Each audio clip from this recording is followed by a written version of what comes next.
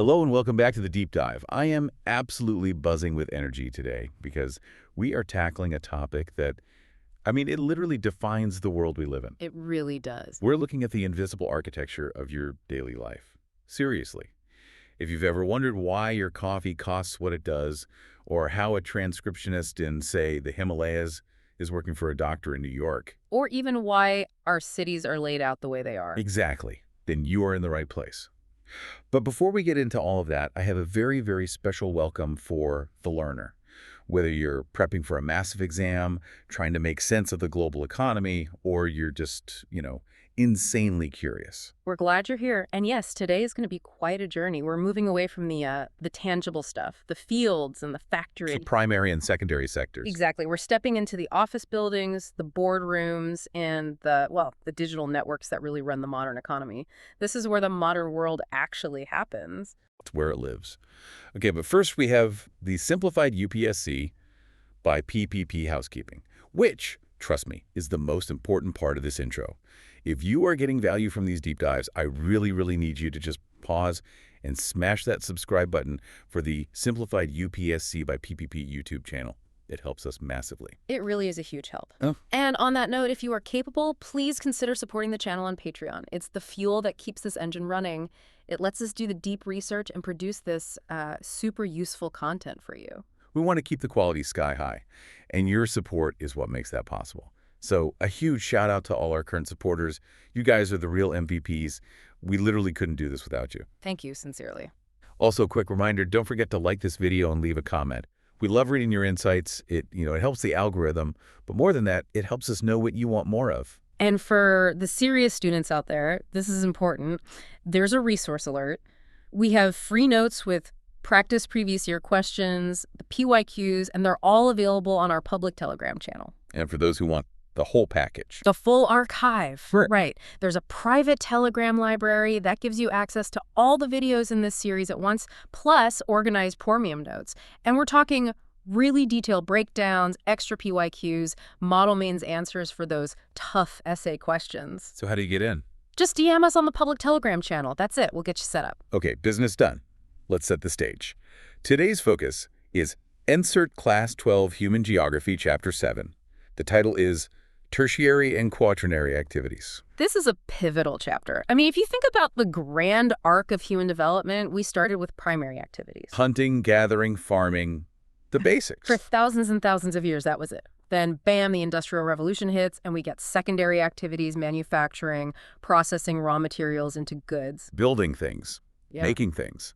Exactly. But today, in the developed world, it's a completely different story. The economy is driven by the tertiary, quaternary, and now even the quinary sectors. So the mission today is to move beyond just reading the chapter. We want to understand the structure of the modern economy. We really want to get why a CEO in New York and a transcriptionist in Bangalore are actually, part of the same economic web. And why that web is so fundamentally different from a steel factory in the 19th century. Right. This isn't just about learning definitions for an exam. It's about being able to look around at the world, at your city, at the news, and understand the invisible infrastructure that makes it all function. It's a huge mental shift from making things to doing things. I love that. From making things to doing things. So let's unpack this. Section 1, defining the service sector. This is tertiary activities. And the text, it starts with some really relatable examples. It's very practical. It says when you fall ill, you go to a doctor. When you're in school, you're taught by a teacher. If you get into a legal dispute. A legal one, hopefully. A legal one, yes. You hire a lawyer. These are the classic examples, right?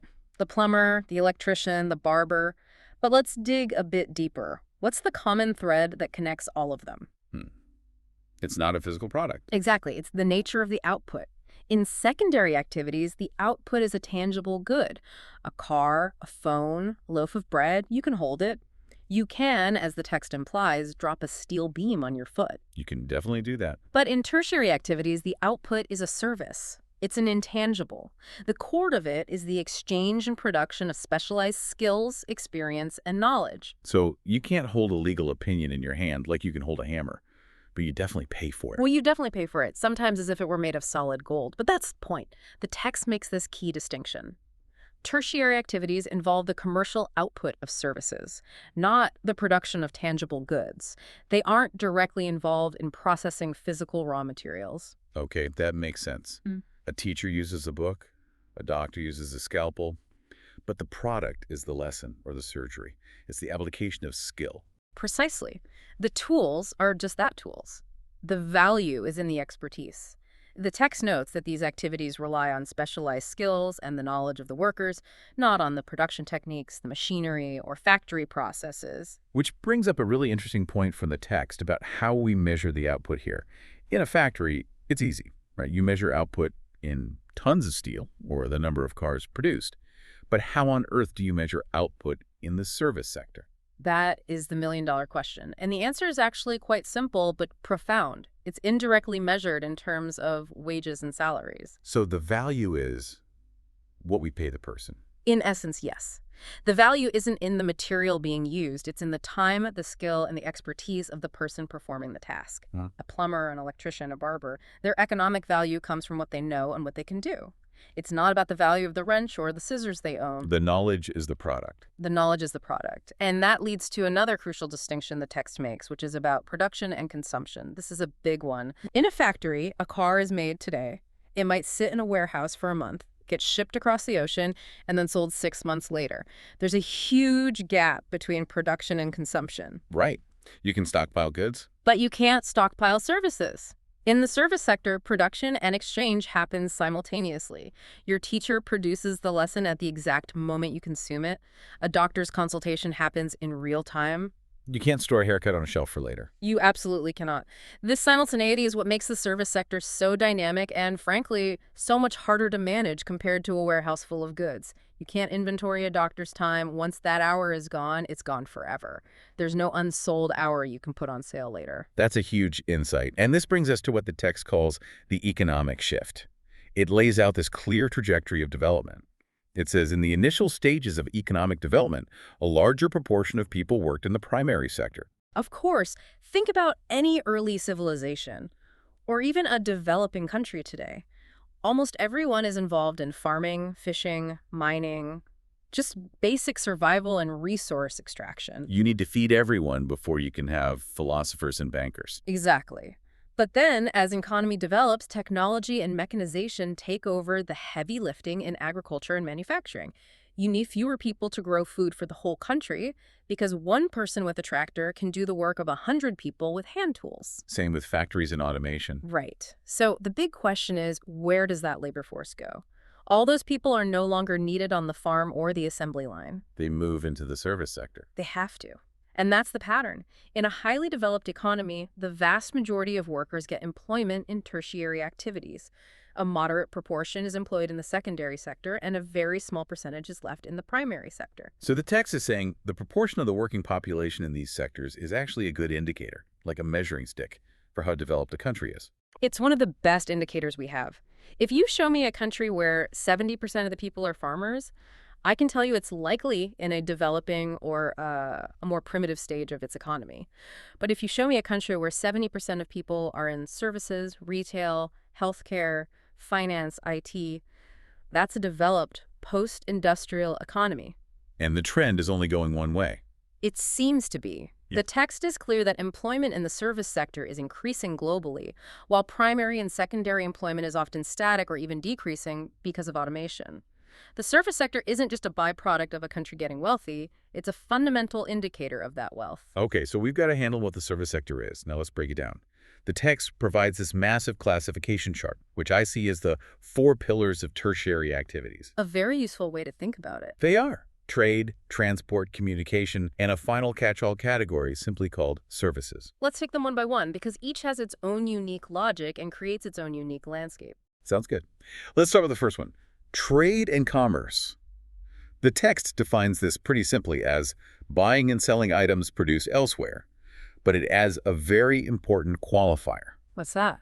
It's all done for profit. That's the core purpose. This isn't bartering with your neighbor over the garden fence. This is a commercial system designed to generate profit at every step.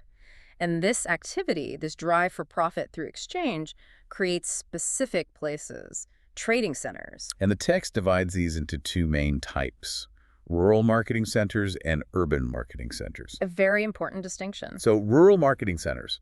When I read that, I'm picturing those local mandis or weekly hots you see in villages. Am I on the right track? That's a perfect way to picture it. They cater to nearby settlements. The text calls them quasi-urban. They're not full-blown cities. They might not have the big banks or the fancy law firms, but they are the crucial collection and distribution points for the immediate countryside. So it's where a farmer would go to sell their grain.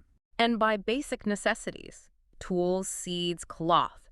They serve the fundamental needs of the surrounding rural population. Okay, so contrast that with the urban marketing centers. These are your specialized hubs. They provide services that a small rural center simply cannot support because there isn't enough demand. We're talking about specialized medical clinics, corporate legal consultants, high-end retail, financial services.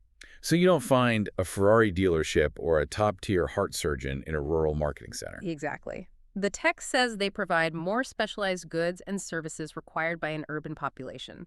The scale and specialization are on a completely different level. Now, within this world of trade, we have the classic division: retail versus wholesale. A distinction we all experience daily but might not think about much, but it defines how goods actually get from the factory to your hands. So retail is the direct sale of goods to consumers, the end of the line. Right. And this covers everything from a street peddler with a handcart to a local corner store, all the way up to those massive departmental stores. The text specifically calls out departmental stores. And it makes an interesting point about their management structure. It says they delegate the responsibility and authority to departmental heads for purchasing goods and for overseeing sales. Which is a brilliant and very efficient way to manage a huge and diverse inventory. Think about a big store. Instead of one single owner trying to keep track of socks and televisions and fresh vegetables, That would be impossible. it would be chaos. So instead, you have specialized heads running each section like its own little business. The head of electronics knows electronics. The head of groceries knows groceries. It allows for massive scale. And then you have chain stores.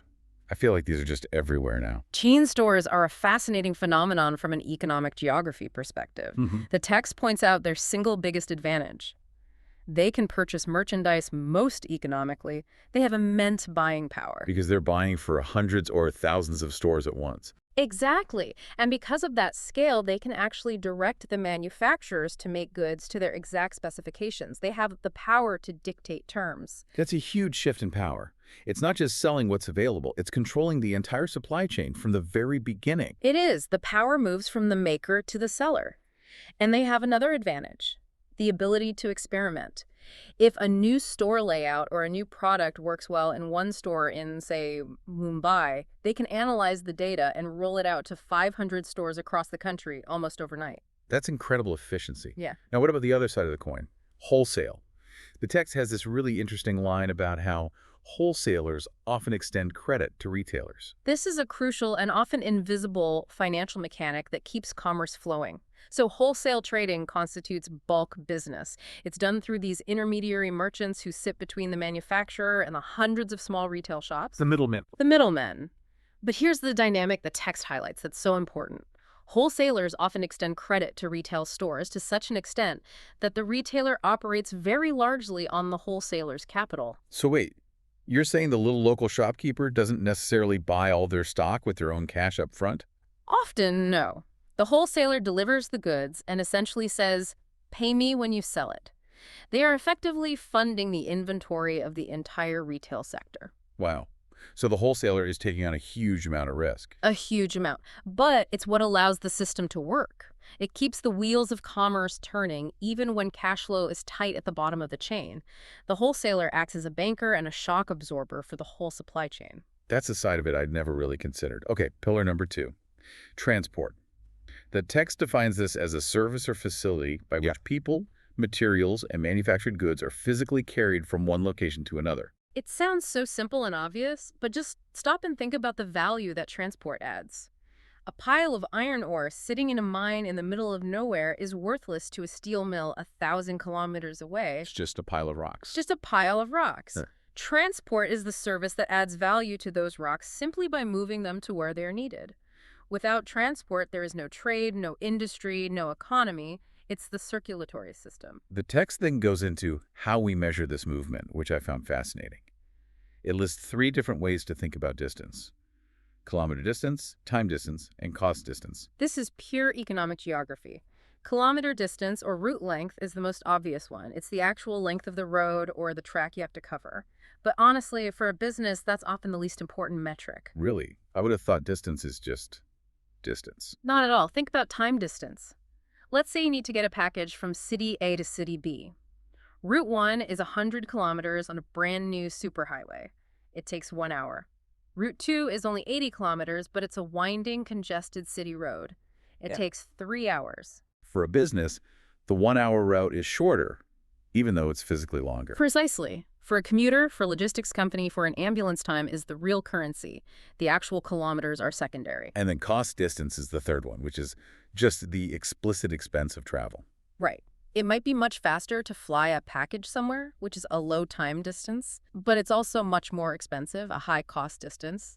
Shipping it by rail might take days, but it could be a fraction of the cost.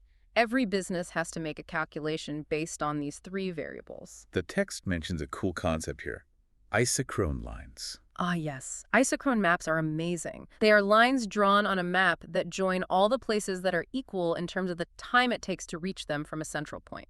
So it's not a perfect circle. Never. If you draw an isochrone map for a city, it doesn't look like a circle at all. It looks like a star or a spider web. It stretches out much further along the major highways and the metro lines, and it shrinks in the areas with poor roads. It gives you a true picture of accessibility. That's a great visual. The text also briefly lists the modes of transport: land, water, air.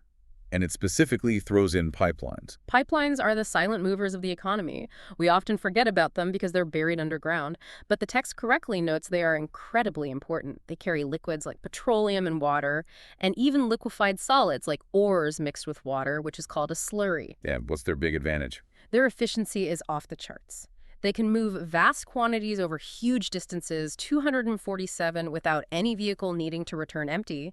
A fleet of oil tankers has to drive back empty after making a delivery. A pipeline just keeps pushing the product forward. Okay, let's hit the third pillar: communication. And this is the one that has seen the most radical, world-changing transformation in our lifetimes.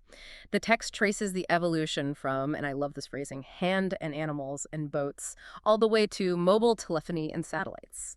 There's a brilliant point it makes about the disconnect. It says that for most of history, communication was completely dependent on transport. If you wanted to send a message, you had to physically put a letter on a train or a boat. Exactly. This is a profound shift that's hard for us to even imagine now. For almost all of human history, a message could only travel as fast as a person, a horse, a train, or a ship could carry it. If the train from Delhi to Kolkata took 3 days, your news was always 3 days old. The message was a physical object. And now? Now, with mobile phones, fiber optics, and satellites, communication is virtually instantaneous and completely independent of transport. Information moves at the speed of light, while the physical goods still move at the speed of a truck or a ship. This decoupling. It's what allowed the service sector to go global. It's the reason our transcriptionist in the Himalayas can work for a doctor in New York. You can send a complex architectural design file to a firm in China in seconds, even if the physical model would take weeks to ship. That is a fundamental rewiring of how the world operates. And then, of course, there's mass media, radio, TV, the internet. The text calls them vital for advertising and entertainment. Of course, they are the nervous system of global society and commerce. They allow news, ideas, and yes, advertisements to reach vast audiences instantly and simultaneously. Okay, that brings us to the fourth and final pillar: services. This seems like a really broad catch-all category. The text talks about everything from grocery shops to the gold-collar professions. It is a spectrum, and it's useful to think of it that way. On one end, you have what the text calls low-order services. These are common and widespread. Things like grocery shops, laundries, corner cafes. Why are they so widespread? Because people need them frequently, and they aren't willing to travel far for them. You're not going to drive 50 kilometers to buy a loaf of bread, so every neighborhood has to have them. And on the other end of the spectrum? You have high-order services. These are much more specialized and therefore much rarer. Think of accountants, management consultants, specialist physicians. Right, you don't find a specialized heart surgeon on every street corner. Exactly. They are rare because they require a huge amount of training. and they serve a much larger population. People are willing to travel a long way to see a top consultant. So they tend to cluster in specific areas like the central business districts of major cities where there is enough demand to support their high fees. The text also makes a distinction between physical and mental labor within this category. Yes, and it's an important one. The gardener, the barber, the mechanic, they perform primarily physical labor. Their skill is embodied in their hands. The teacher, the lawyer, the software programmer, the musician, they perform mental labor. Both are providing services. Both are services, absolutely. But it's that mental labor category that creates the really high-value, knowledge-based economy we're moving towards. Speaking of services and the modern economy, this is a perfect time to look at a specific case study from the text. This is the story of Quinary. Ah, Kari. This little vignette is a perfect illustration of how all these pillars, trade, transport, communication, services, all mesh together in the modern, developed service economy. So let's break it down. Kari is a medical transcriptionist. We're told she lives in a place where the weather is harsh, so harsh that fresh vegetables don't grow there. Yet she's sitting in her office eating tropical fruits, like bananas and kiwis. Okay, just stop there for a second and unpack the layers in that one sentence. The banana and the kiwi are tropical fruits. If she is in a harsh, cold climate, their presence on her desk represents a highly sophisticated global trade and transport network. It's a network that brings the tropics to her doorstep, probably by air freight. And she also has an orchid on her desk, which again defies the local climate. Right. The orchid implies a controlled indoor environment heating, good lighting, which is likely funded by a good income from her job. The text also notes she is 58 but looks younger than many 30-year-olds. What's the significance of that? It suggests a high standard of living, good nutrition, access to quality healthcare, low physical stress, all hallmarks of a post-industrial, service-based lifestyle. And now we get to the work part. She's a transcriptionist. And she connects to her colleagues in New Delhi with the simple click of a mouse. That's the communication pillar in action. Instantaneous global connectivity. She is exporting her mental labor, her skill, across the globe in real time. She is effectively working as part of the global healthcare system while physically sitting in a remote, isolated region. This is what we mean by the death of distance. And to top it all off, the text says she frequently takes a morning flight to London and returns in the evening in time to watch her favorite TV serial. And there it is, the integration of high-speed air transport for leisure, not just business. Kari's entire life is only possible because of the seamless meshing of global trade, specialized transport, satellite communication, and high-level outsourced services. She is the perfect avatar of the developed tertiary economy. It's a pretty amazing life if you can get it. But the text is good. It also acknowledges the other side of the coin, the informal or non-formal sector. Yes, and this is crucial. Not everyone is Kari, flying to London for the day. The text gives a fantastic example of the Dabbawalas in Mumbai. Oh, the lunch delivery guys. Yeah. They are absolutely legendary. They are, and they represent a service that is unorganized in the formal sense, but is incredibly mind-bogglingly efficient. The statistics are crazy. They deliver something like 200,000 lunches a day across a chaotic megacity like Mumbai, and they do it with Six Sigma level accuracy. We're talking one mistake in millions of deliveries. But they don't use satellites or GPS or complex software. What do they use? They rely on a complex social network, a simple color coding system, and flawless physical coordination using the local train system. They are performing the same function as a modern logistics company service delivery, but they operate on a completely different human-powered model. It's a beautiful example of an efficient, informal service sector. It really is. Okay, now let's talk about the real behemoth of the tertiary sector. The text calls it the world's single largest tertiary activity. We are, of course, talking about tourism. The numbers are just staggering. The text cites a total of 250 million registered jobs directly in tourism. And it mentions that tourism revenues account for 40% of the total GDP. Wait, 40% of total global GDP? That sounds impossibly massive. So this figure likely includes the total tourism industry, which has a huge multiplier effect. It's not just the money you pay for the hotel room. It's the construction company that built the hotel, the farmers supplying food to the hotel restaurant, the transport networks that get you there, the people making souvenirs, the entertainers at the resort. It's a whole ecosystem. It's an entire economic ecosystem. Tourism drags huge chunks of the primary and secondary sectors along with it. So what's driving this explosion in travel? The text points to two main factors, which makes a lot of sense: demand and transport.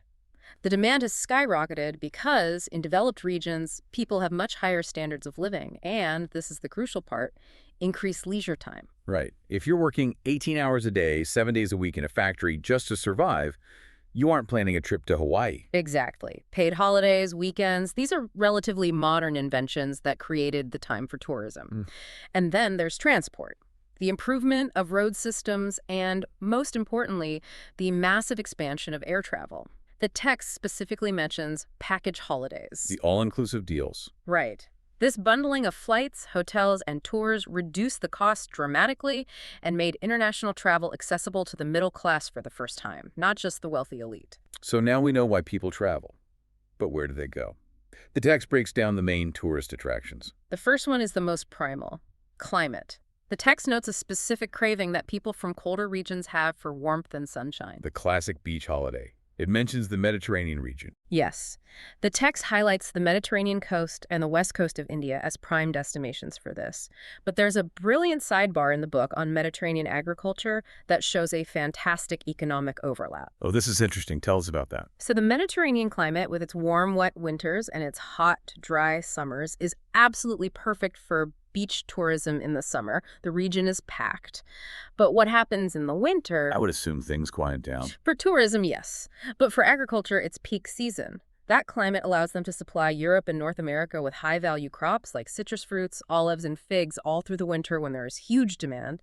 And then there's viticulture, grape cultivation. For wine? For the best quality wines, yes.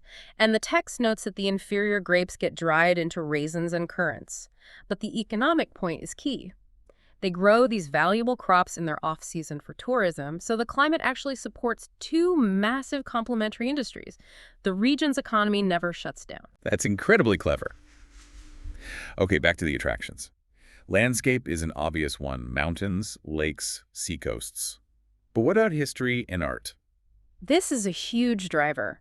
The text points out that ancient towns, archaeological sites, magnificent castles, and old palaces are major draws. People have a deep desire to connect with the past, to see these places for themselves. And then there's culture and economy. This sounds a bit different. It is. This is for the type of tourist who wants to go beyond the sites and actually experience local customs and ways of life. The text mentions that homestays, or heritage homes, are emerging as a really profitable business. So staying with a local family instead of a generic hotel. Exactly. It's about seeking authenticity. If a region can provide a unique cultural experience at a relatively cheap cost, it can become incredibly popular. It effectively turns the local culture itself into a sellable commodity. There's also a specific and very modern category mentioned: medical tourism. This is a booming subsector. It's when medical treatment is combined with international tourism. And the text explicitly mentions India as a leading country for this. So people travel to India for surgery. Yes. You can get world-class medical treatment, a heart surgery, a knee replacement for a fraction of what it would cost in the US or Europe. And you can recover in a nice hotel or resort. It's a form of economic arbitrage. It takes advantage of the lower cost of high-skill medical labor in developing nations. Okay, that's a pretty thorough look at the tertiary sector. But the chapter doesn't stop there. The text asks this really provocative question: what do a CEO in New York and a transcriptionist in Bangalore have in common? And the answer to that question takes us into the next layer of the modern economy: the quaternary and quinary activities. Let's start with quaternary. The text calls it the knowledge sector. And that's the perfect name for it. Quaternary activities are all information-based. They revolve around the collection, production, and dissemination of information. Think of mutual fund managers, tax consultants, software developers, statisticians, people working in university research. Okay, so they aren't just performing a simple service like a barber. They're actively manipulating data and knowledge. So the barber cuts my hair. That's tertiary. But the software developer who writes the code for the app I use to book the barber. That's quaternary. It's a perfect example. The text says that this sector has actually replaced primary and secondary employment as the main basis for... And importantly, just like many tertiary functions, quaternary activities can be outsourced. Because they're not tied to a physical location. Exactly. They aren't tied to natural resources or the local environment. You can write code or analyze financial data from anywhere with a good internet connection. Which brings us to the very top of the pyramid: the quinary activities. The gold-collar professions, as the text calls them. This is the apex. These are the decision makers, the highest level of policy making and evaluation. We're talking about senior business executives, top government officials, research scientists who are leading labs, legal and financial consultants at the highest level. How is this really different from Quaternary? It sounds similar. It's a subtle but crucial distinction. Quaternary is about handling and processing existing knowledge. Quinary is about the creation of new ideas, the interpretation of that knowledge to make high-level strategic decisions, and the evaluation of new technologies. It's the brain of the economy. Can you give an example? Sure. The team of statisticians analyzing market data for a company, that's quaternary work. But the CEO who looks at that analysis and decides to shut down an entire factory line and invest $1 billion in a new, unproven technology, that is a quinary decision. It's about new ideas, new directions, and rearranging the world. I see. It's the difference between processing information and using it to create the future. The text uses this color code, which is actually a pretty handy way to visualize all this. Let's do a quick interactive check for our listeners. I'll say the color, you tell us the sector. Sounds good. Let's do it. Okay, first up, red collar. That's your primary activities. People working outdoors, with nature, farming, fishing, logging, getting your hands dirty in the field, literally. Blue collar. That's the classic secondary sector. Manual labor, factory work, construction, the people who build and make things. Pink collar. That's a term for service workers, traditionally in the tertiary sector, often associated with jobs in care, retail, or clerical work. White collar. Those are the professionals, the quaternary sector, the office workers, the knowledge workers who sit at a desk. And finally, the big one, gold collar. That's the quinary sector, the top-tier decision makers, the CEOs, the top government officials, the people whose decisions affect thousands or millions of others, the very top of the pyramid. It's a really useful shorthand to visualize the structure of the modern workforce. Okay, now let's move on. You mentioned earlier, expert, that these activities don't just happen in a void, they create specific landscapes. Let's talk about Section 6, Settlements and Urban Morphology. Absolutely. Tertiary, quaternary, and quinary activities don't just happen anywhere. They overwhelmingly happen in cities. And the type of activity often defines the very character and shape of that city. Cities aren't random collections of buildings. They are machines built to perform a specific function. The text gives a great functional classification of towns. Okay, for example, it lists administrative towns. Mm. And the examples given are Canberra and Addis Ababa. Canberra is the classic example. It's a planned city designed from the ground up specifically to be the capital of Australia, using the Garden City concept. But the text really gives us a deep dive into the case study of Addis Ababa. Yeah, let's look at that. It's fascinating. The name Addis Ababa itself means new flower. A beautiful name. It was established in 1878. What's so interesting is how its morphology, its physical shape and structure, directly reflects its functions. We're told it's located on a hill-valley topography, and the road pattern radiates out from the key government headquarters. Like the Piazza and Arad Kilo roundabouts. Exactly. You can see the administrative function etched into the street map. Then it mentions the Mercado. Yes, the Mercado. It says it has markets that grew over time, and it's supposed to be the largest open-air market between Cairo and Johannesburg. Just think about that. That is a massive trading node. It represents the trade and commerce pillar we talked about earlier, right in the heart of the city. And it's not just trade. The text points out it's a major nodal center for transport. It's on the Djibouti-Addis Ababa rail route, and it has a major international airport. And crucially, it's a political center. It's the headquarters for the African Union that brings in diplomats, consultants, and all sorts of high-level service jobs. So you see how all the pillars converge in one place. Trade in the Mercado, transport with the rail and airport, high-level services in the government and university sectors. Right, the text mentions a multi-faculty university and medical college. That's quaternary activity. That incredible density of functions is what makes Addis Ababa a major global city and a powerhouse of tertiary and quaternary activity in East Africa. The text also mentions other types, like cultural towns. The examples are Jerusalem, Mecca, Varanasi, and Jagannath Puri. These are cities that are literally built around what might be the oldest tertiary activity of all, pilgrimage. The entire economy of a city like Varanasi is fundamentally driven by its religious and cultural significance. Without the temple and the sacred river, the city's economic logic would just collapse. And then there are industrial or mining towns like Pittsburgh or Jamshedpur. Right, cities where the secondary sector originally drove all the growth, though it's interesting to note that even many of those old industrial cities are now trying to pivot towards a service-based economy. Now, this is Simplified UPSC by PPP, so we have to connect all this back to the exam. We've got some snippets here from previous year questions and other sources. Let's try to analyze how this chapter helps us tackle these tough questions. An excellent idea. Let's see one. Okay, here's one. It's about international bodies. The source text says the World Bank and the IMF superficially exhibit common characteristics but have distinct mandates. How does Chapter 7 help us unpack that? That is a brilliant question.